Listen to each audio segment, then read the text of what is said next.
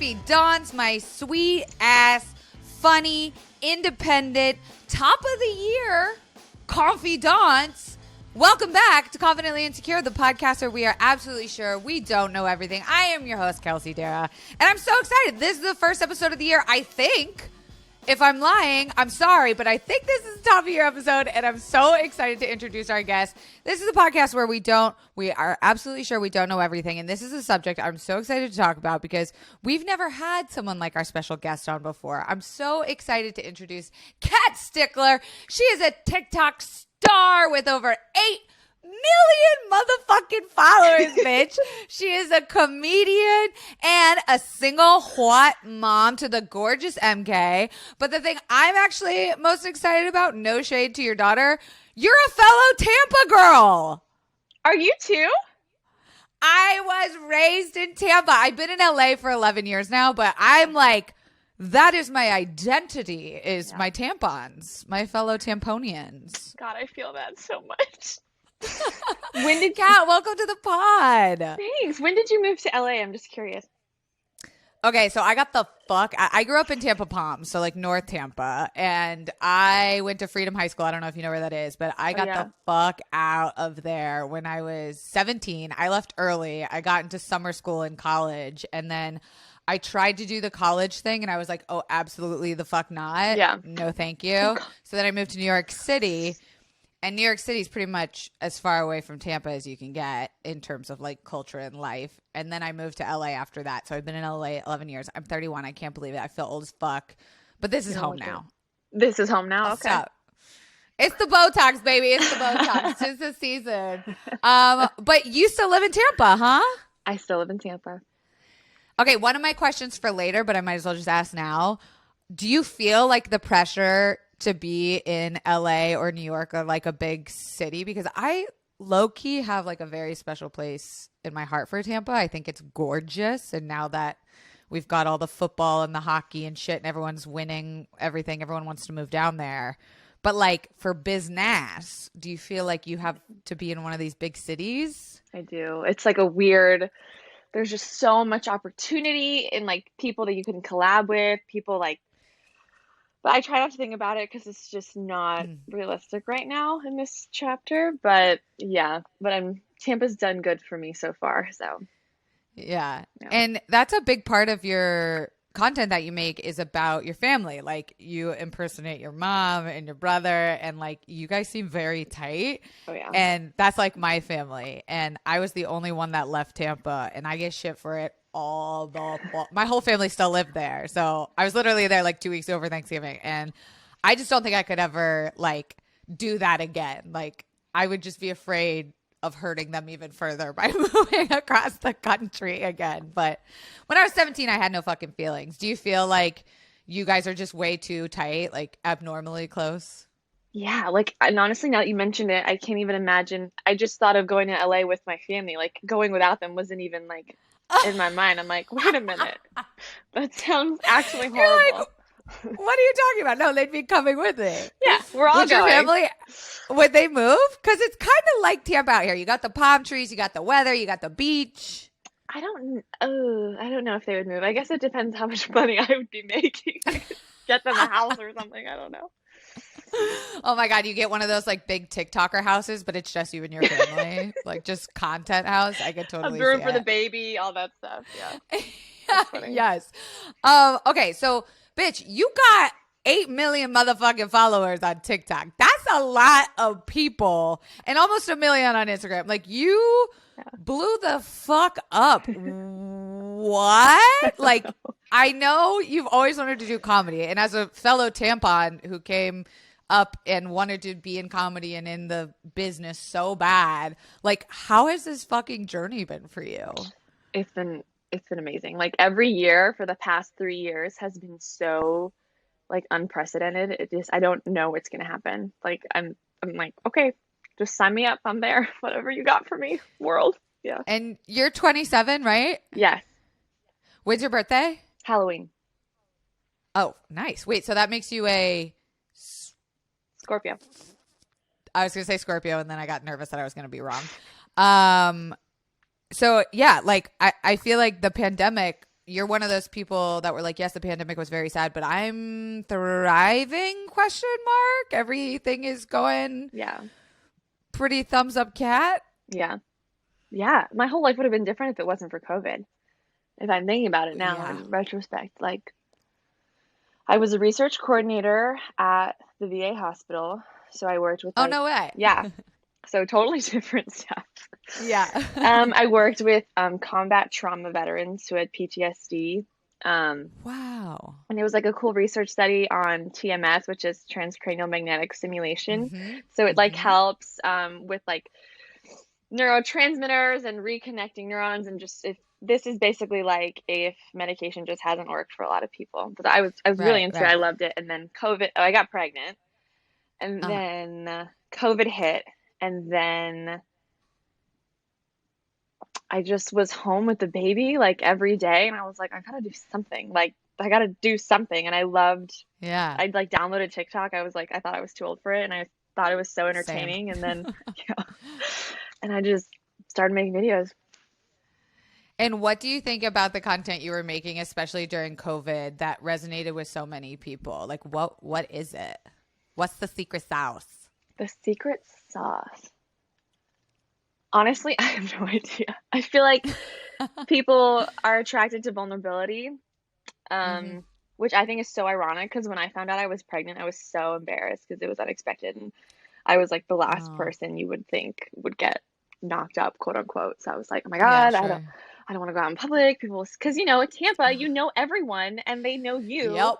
And it's like, who cares about people from high school if they recognize you? But anyways, I think people respond to vulnerability. And I think if you can like tell your story eloquently enough, I think a lot of different people can find something to relate to, and they hang on to that. And that's kind of a beautiful thing. So yeah, I think you represent like a lot of people and a lot of women in a subject that we like don't really talk about, right? Like motherhood. There's like the Instagram moms. I don't know if you follow any of this shit on TikTok. I went down a deep dive, but it's like the white blonde moms of Instagram that all like are from Utah and go to Hawaii all the time. They have the big mansions and like the 20-foot Christmas trees. I'm like, what? Yes. And I'm just like, wait, that's supposed to be motherhood? Like, what the fuck? What am I doing incorrectly?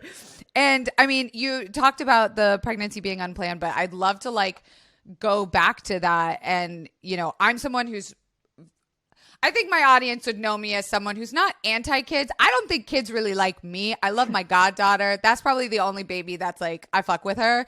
But I've always been like, if you're not 100% sure, then you're not sure. But you're proving that like it doesn't have to be that way. Like, can you talk to me a little bit about like surprise motherhood? Yeah. I was very dramatic when I found out. It was like, because I was applying to medical school. That's what I was going to do. And then I found out I was pregnant. Yeah. And it was kind of crazy how everything worked out. But anyways, I thought about getting an abortion. I was like, I don't have to tell anyone. Like, my life can be normal again and no one has to know. But I don't know I don't know if it's my personality.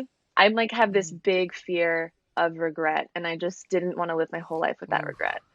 And I know myself, and I know that if I'm given a challenge, I will give it like my all, and I'll give it everything I have. And even when I wasn't happy in my marriage, and even when it was like starting to be hard, I was like, I'm still going to give this my all, and it's going to be the best it can be. Like, I was very determined to make it work in every aspect. But yeah, I always felt like something was missing in my life. Like, I would go out to like bars and like things and like college and after, and I'd just be like, is this it? Like, is this all we're going to do? Like, are you going to try to make out with me? And then we're going to go date a little bit, and then we're going to go out for drinks, like it just, I was like, I want something more. And, I guess I just needed a baby. That was a lot more than what I asked for. Just a little bit more, just a tiny shift in your entire reality. Like, Jesus Christ. What do you think was the biggest shock about motherhood that they don't really tell you or talk about? Okay, so I had never been depressed. I'm very like happy No, you're pretty person. fucking bubbly. Yeah. Yeah, and I got so like I was like a shell of the person I am now. Wow. It was like I didn't even know who I was. Wow. And I couldn't like Wow. bond with my baby at first. Like Oh. it was weird. It was like the first 2 weeks I felt like I was living someone else's life. Like I was like Oh. walking Wow. around the neighborhood like in stitches. I'd just given birth, like walking with the baby in a Oh. stroller. It's like so weird. And I was in this 600 square foot apartment. Her Wow. her crib was in the kitchen. It was where the dining room table would have been. Not even a dining room table, a little Wow. table. And I was like, is Wow. this my life now? Like, because I went from like being a single girl and like living it up, no Yeah. worries. I was selfish. Like, I would travel, like, it was just me I had to worry about. Yeah. To like Yeah. now, all of a sudden, I was like, oh my God, I want to go to Paris. Like, did I really want to go to Paris before? Yeah, a little, but I've made it this big drama. Like, I can't go now because now I have to take the baby. And am I a bad mom if I don't take her? And like, what do I do if I just want Oh to? my So, gosh. yeah, I feel like that caught me off guard. And Mm. yeah, that one took me by surprise because I thought I would be like, Yeah. this is amazing. I love it. And it is amazing after I got over that and Yeah. got the help and stuff I needed. But that kind of made me, I honestly thought about, did I even make the right decision? Like, wow, Kat, Wow. like Yeah. took you this long to figure it out, but you didn't make the right decision. Like, can't go back now. So just not good cycle of thoughts. So that's what I was really shocked about. I honestly like applaud the fuck out of you because I think that's such a real thought and like real experience. My best friend in the entire world, you know, my true soulmate, she just had a baby and it's like the first one out of our group and it was, Yeah. you know, COVID baby, same exact thing. And she was always like that crazy go-getter try, and I was so fearful that I was gonna like lose my best friend, and nothing fucking changed about her except like everything around her changed. Right. And now Right. she's like, yeah, we can't get on like 8-hour flights to meet you guys in Paris, but we can still like go to fucking, you know, New Orleans or Seattle. Like, you know, we see them all the fucking time. And I'll tell you too, it's so heartwarming to see someone you love something, it's a human, someone so much. Like I thought that was all just like serotonin chemicals, blah blah blah, but like holy shit, what a special amazing thing. And to have a daughter, like that mother-daughter bond, are you just like obsessed now? I'm obsessed. I'm like, oh, it's like you made your own best friend. It's super cool. It's cool. It's like a Build-A-Bear factory but a child. Mm-hmm. Mm-hmm. You talked a little bit about like once you got the help you needed, and I imagine that came in the form of like your family and friends, and you know, you're really open about the divorce you went through too. And I feel like that's a dash in the ingredient of making a baby and raising a child that you don't plan for, and that you see a lot of times people try to stay together for the kids. I'm making air quotes because it's a Blink-182 song, but like, what about you? And you said you knew yourself really well, and so I assume that probably had a lot to do with it. But what was it that you were like, I know what I need and it ain't this? I feel like everyone has, whether we know it or not, like our boundary, like when this line gets crossed, like that's it.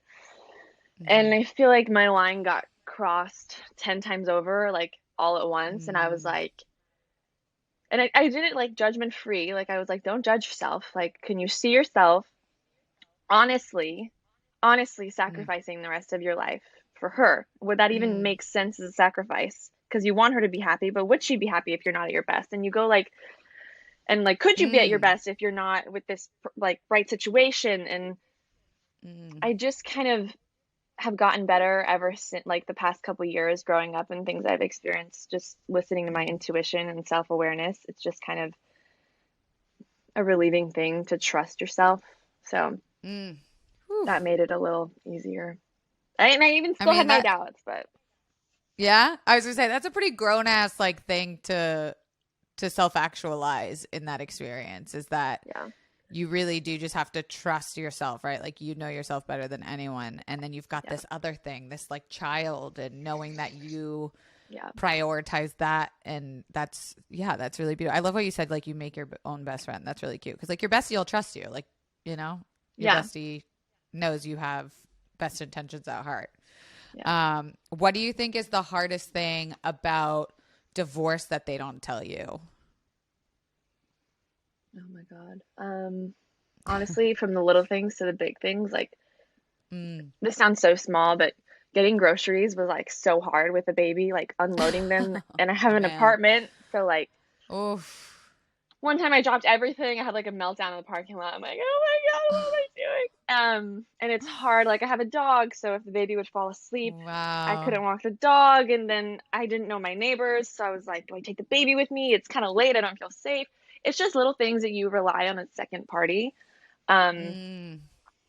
Also being aware of your finances, like I Whew. had to do that really quick, and like Mm. I feel like that was always something that made me uncomfortable because I didn't understand it. Um, Mm-hmm. so I was like, I'll just make money, but like you do whatever with it, like I'll just make it. Oh shit. And I'm like, that doesn't work anymore. So being aware with that, Wow. and then when your ex or whoever starts seeing someone else, and then Mm. I had comes in waves healing. And I was like picking Mm. up my daughter, standing in front of Mm. this house that we had both picked out. Like, and there was Mm. another girl's car in the driveway. And I'm like, the door's open and I Mm. see like all the furniture I picked out. And I'm like, Oh, a fucking stranger in my shit. own home. I was like, oh my God. I like lost it there. And then I held the baby, and Yeah. it's just hard sharing something like that because Mm. but that's something I wasn't Mm. expecting. So I feel like those things I described, those were some moments where I really broke down that I wasn't expecting. Yeah, and wow, to what the point you just said of like it's really hard to share something. Like Jesus, what a fucking statement, because she wouldn't exist without this second party, I she know. wouldn't be who she is. Yeah. But then you're also like, well, it might be easier if Yeah. how do you reconcile with that? Like, is it a daily conversation with yourself of just like this Daily. is Daily. mm, Daily. It drives me insane. It's probably something I should mm, talk about more online, but I feel like I'm still kind mm. of balancing how I feel about it. Yeah, Um, yeah. like someone else posting about your baby, and like you haven't even met that person, and you're like, Whew, mm, yeah. whew. So I think I don't know, it's constantly telling yourself, you know what? Like you said, they wouldn't be here if it wasn't for that person. And think about it like you get a little break. You get a break and you can work on things, and then Mm, you can give her your full attention when mm. she's here. And, I mean, I just try to look at everything as a blessing, even if it doesn't feel like it. I mean, that's a special motherfucking superpower. Like, truly, I'm in You know? awe of the fact because when I worked at BuzzFeed, I had to run a Facebook page that had like, I don't know, 6 million or something like that. And the pressure I felt to like constantly produce. And this is when Facebook video was really taking off. So it was a Mhm. little longer form than TikTok, but just like the constant need to create and keep people happy and keep up with the trends. Like, what are women talking about? Like, what do millennials want? And I did that for like 5 years. And now that I left BuzzFeed, in 2018, Mhm. there's like a lot less people looking at me, which is fine. I'm kind of like, I would rather have this, whatever million following of like really loyal, fucking cool, sexy, intelligent women that like just are my ride or fucking dies. How? Pray tell, how do you handle 8 million people and a baby and an ex and a family, and you're keeping like gratitude and happiness? Like, I'm like, my nipples are getting hard because I'm just like, go, bitch, go. But like, are you okay? I know, we're waiting for the breakdown. No, I feel like because like when I break down, I let myself break down. Like it's all good, and I don't Mm, like suppress anything, and I feel like I try to be open. mm. But yeah, it's so hard sometimes. Like I have goosebumps right now thinking about like giving her up like next weekend. I'm like, oh God, I don't want to do it. Oh, I don't want to drive over there. I don't want yeah. to see it. I don't want to. But Mm, honestly, it's just like don't stop. Whenever I stop mhm, and I like bask in something, and like mm, it just turns miserable, and it's so much worse. Like I just don't stop. Like don't stop. mm. If I'm crying, fine, I'll be No. crying, but I'm going to go do something else and cry. Like I'll go, Oof. but just staying in there freaks me out because it's Mm, lonely and scary. And I just try to get out mm. of any bad state as fast as I can. I mean, there's something to be said though that like you've been able to become more successful through more I don't even want to say struggle, but like more change in your life, right? Like Yeah. there's something to that though that the universe maybe was like, listen, we're going to throw a lot of shit your way, but it's nothing you can't handle and you're stronger than you'll think you are and you grow I don't know. I'm living vicariously through you. I'm like, you've got this though, sis. Like you're doing it. You're providing. Like Thank you. and TikTok is such a I'm fucking obsessed. I probably spend way too much time. The confidants know I talk about TikTok every episode in some random tangent. Like they're always like, and there it is.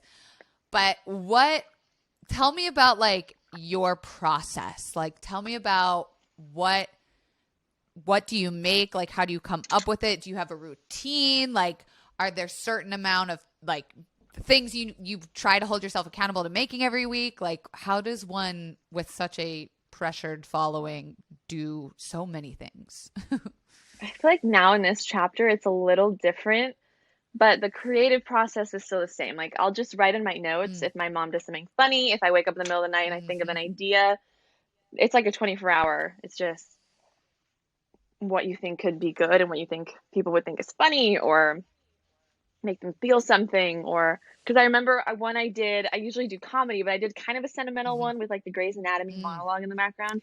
And I Yes. remember watching that episode of Grey's Anatomy and I was like, that I love that, like her like little monologue. I want to make it. So sometimes it's just, experiencing it. And then now that I'm kind of seeing someone who's not in the public eye, I'm definitely much more aware of what I post, what I don't, because it's different when people talk, about you. Like I chose to be on a platform. Like there's going to be, what's the word?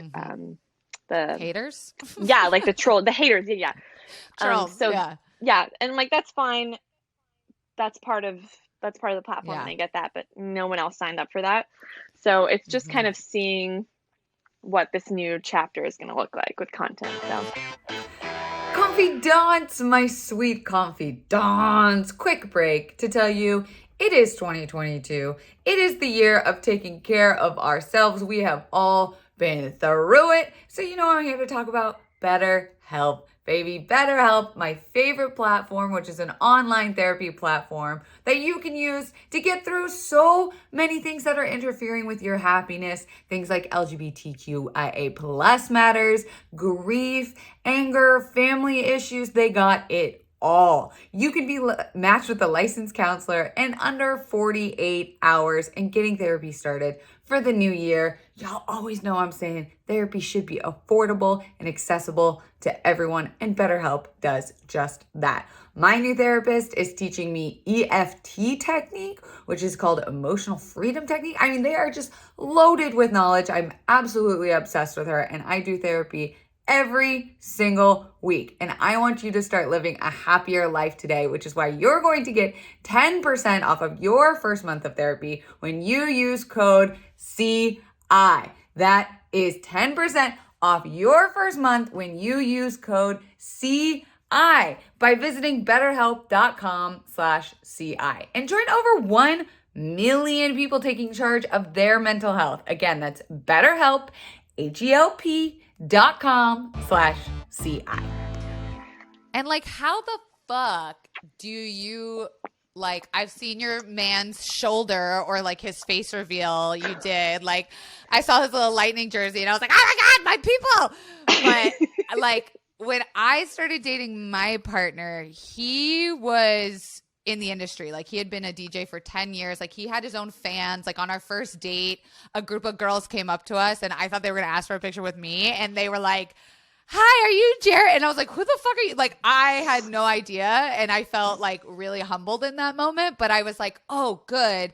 Someone who gets it, who's not afraid to have to like do a vlog or a fucking podcast. Like, how are you navigating? Because also you're very new to it. It's only been a few years that you're dealing with all of this. So like, how does that conversation even happen? I feel like it happens I try to make it happen organically because I feel like even in a new relationship, regardless if you have a platform on social media or not, you kind of figure out each other's what they like, what Yes. your boundary is, what you feel comfortable with, what you don't.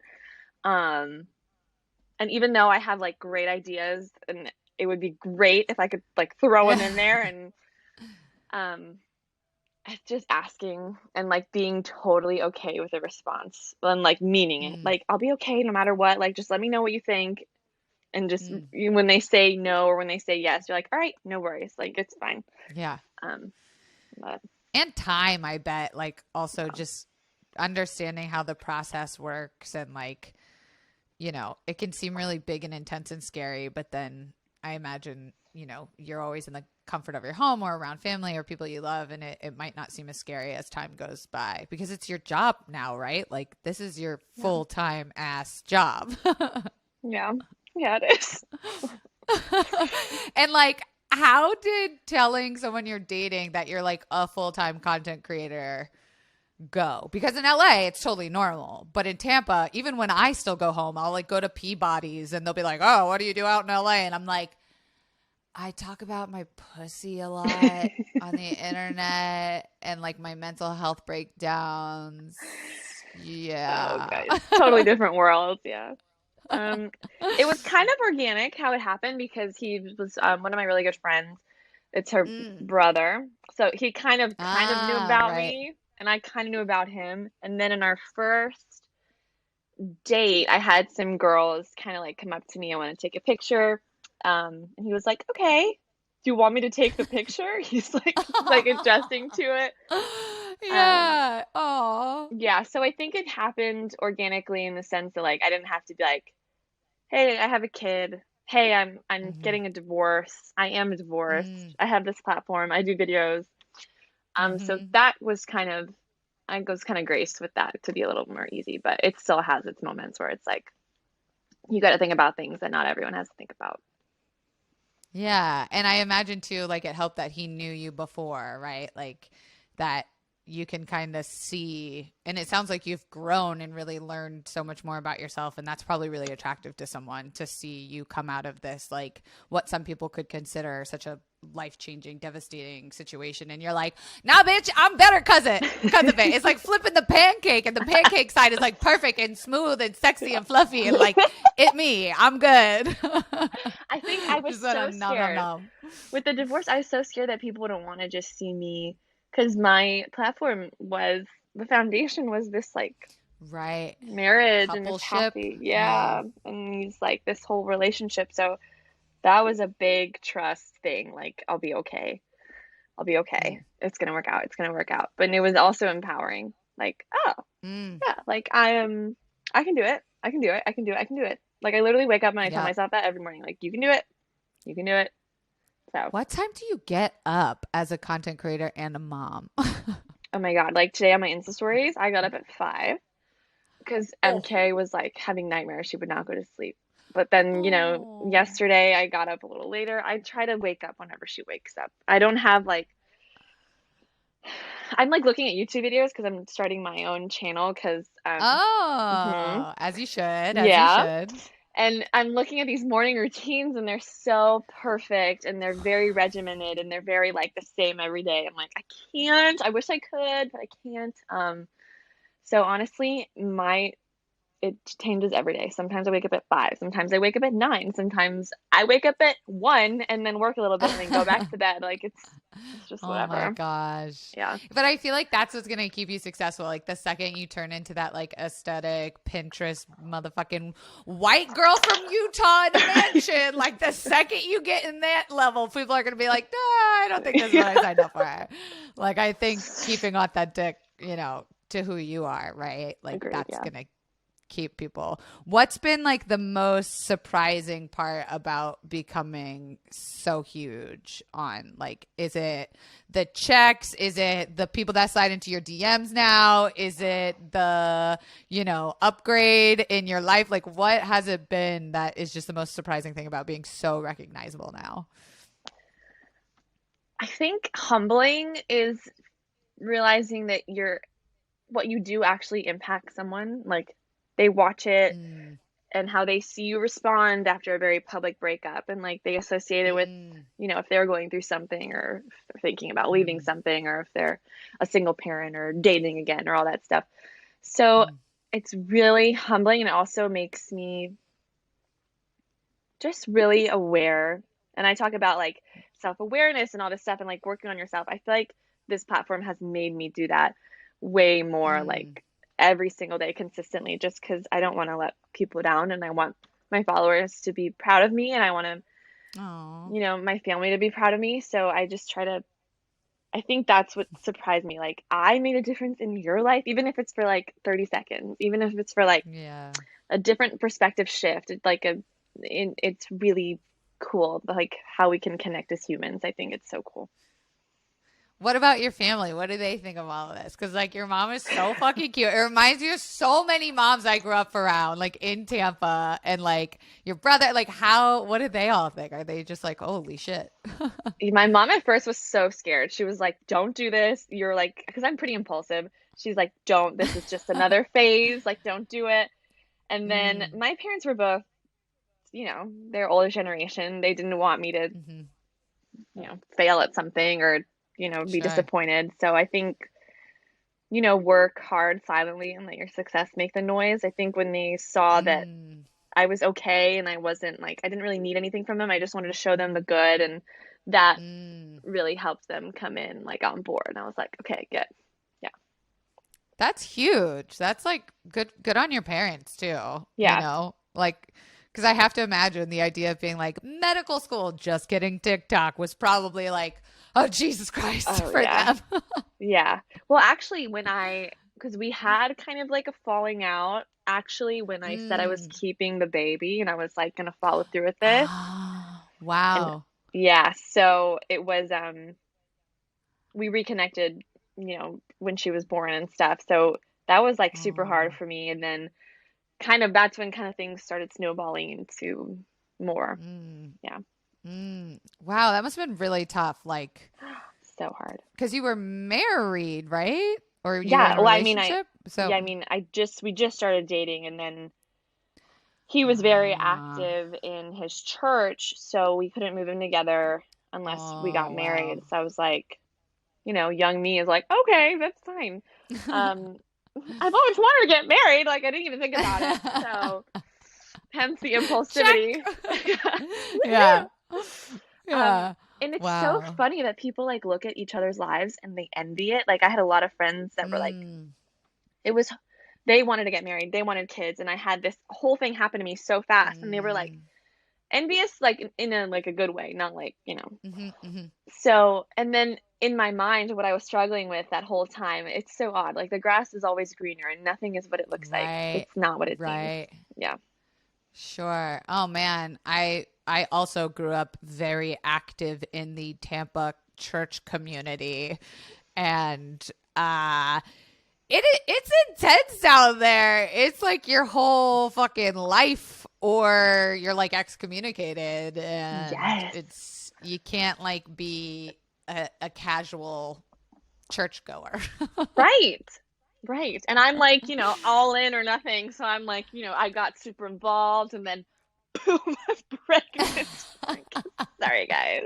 Surprise! But I also feel like down there, that's like, yeah, you know, like I had a ton of friends get pregnant in high school, got married when they were like 18, like day after graduating. Like, the South is just different too. And like the culture is just different, where I think there's, you know, in LA, I'm in like an open queer relationship, and people are like, yes, this is normal. When I go home, I'm like, I will not speaketh of my truth because I fear all of you. Like, I just feel like that you're breaking out of that stereotype of what like a Southern, I don't know, Florida girl is or isn't supposed to be. Right. And I feel like also this whole like no sex before marriage kind of thing, because I remember going to church, it was like I would see people get married so quickly, and I was like, what? Like, you just started dating. But I don't know. I mean, they get married quick. Like, it's like they lock it down. I'm like, all right. And then I was next. Oof. So I'm like, you know, I'm not one to talk.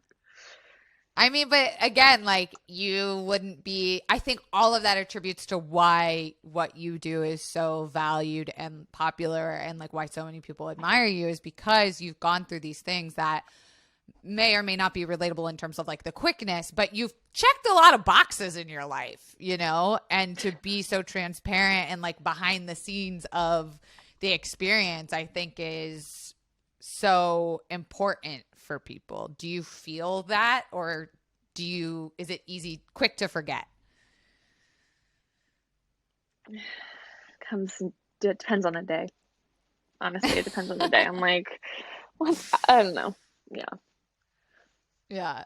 It's like those days where I'm like, I'm not doing anything. I'm not important. Compare and despair. I'm barely hanging on. And then there's days where I'm like, I am a fucking change maker. Yes. Isn't that crazy? I wish everyone could be in that state. The one you said, the latter. Just like, just you really feel like you can do anything. And I feel like the only person against you is yourself at the end of the day. So as cliche as it sounds, like imagine who you would be if you like kept all the promises you made to yourself and like, oh no, showed up at your best, you know? And like, you really just, I don't know. I think about that all the time, but I do think I about mean, that that's a lot. like a pretty epic lens to have, right? Like you do a little bit talk about that kind of like self-care or like that self-compassion. What is like your form? I hate the word like self-care, but what's your like mental health maintenance? Do you have, I don't know, a lot of people smoke weed in LA, but I can't. So I can't relate to that. That's not my like turn down. My turn down is like watching shitty TV. Okay, that's good. Anything that turns your mind off for a little. Right. Mine is it's kind of gross, but it is what it is. I just sometimes lose. Maybe it comes with being a mom. Like I like sometimes forget to shower, brush my hair, wash my face, brush my teeth, and it's so simple, but I need to get ready. Like even like I'm wearing this sweatsuit right now. It's matching, okay? I brush my teeth, I brush my hair. I'm matching. I feel like so much more put together. Yes. That's big self-care for me because that's just like the first thing to go. I'm just like, oh, I don't really need to, you know. And even working out, like not even just going outside and walking, like just moving my body. It's like I just try to do all the like classic things they say, like, you know, meditate. And if I don't meditate, I just sit in the shower and I'm like, okay, close your eyes and just think about what you're happy for. I just try to do something every day to just turn off my brain. Wow. I mean, you're doing it. You're for sure doing it in case you needed the reminder today. Thanks, Kelsey. But wrapping up, what do you hope for like the future? I mean, you mentioned you're starting your YouTube channel. You're crushing it on the talk. Like, what else do you see? Or are you like, I ain't trying to manifest shit. I'm just living day by day. I'm like both of that. I feel like every opportunity that I get, I try to, you know, really show up for it. But I really want to do like, I think movies would be so cool. I just love trying new things. So that would be so cool. Yes. So like we need to That'd be get you insane. out there auditioning and like, do you want to write your own shit or are you more? Oh, I'll Do you do wanna whatever. just If they do need me to comedy? write something, I'll write the whole thing. Sure. I'm Amazing. I'm ready for whatever. Yeah. Yeah. And I mean, like, I've experienced in LA, you know, there's like a way that you get your foot in the door when you have a following, right? Like a lot of people are like, oh, I'm never going to be famous because I can't get this many followers. And I'm like, it's also a hindrance, right? Because then you get put into this category that like I'm a content creator, I'm an influencer, like a YouTuber, you know, and it's like, I feel like I'm constantly having to prove myself, but I love what you said earlier where it's like you let your work show and like be the success or however you said a lot more eloquently.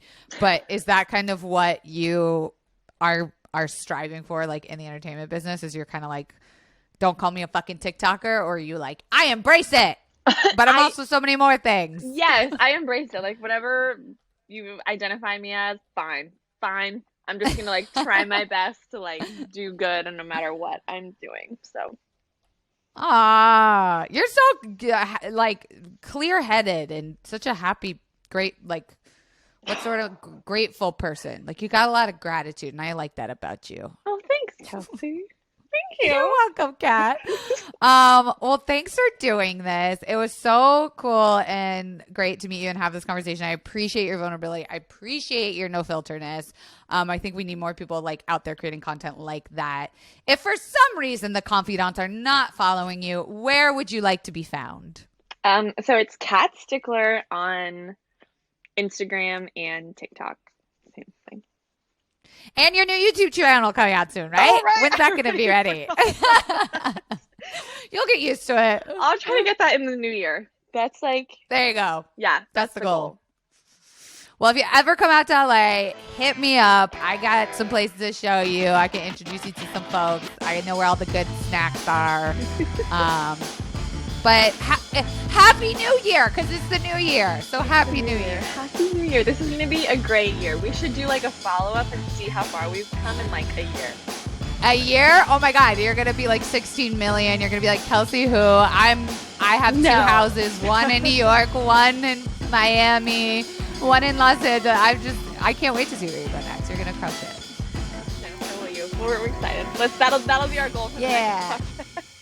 Yes, manifesting that shit right now for us. All right, Kat, thanks so much. Confidants, if you want to rate this 5 stars, please do it for a New Year's present to me. If it's not 5 stars, please don't rate it at all because I am sensitive. Speaking of sensitive, the merch is out now. Links below.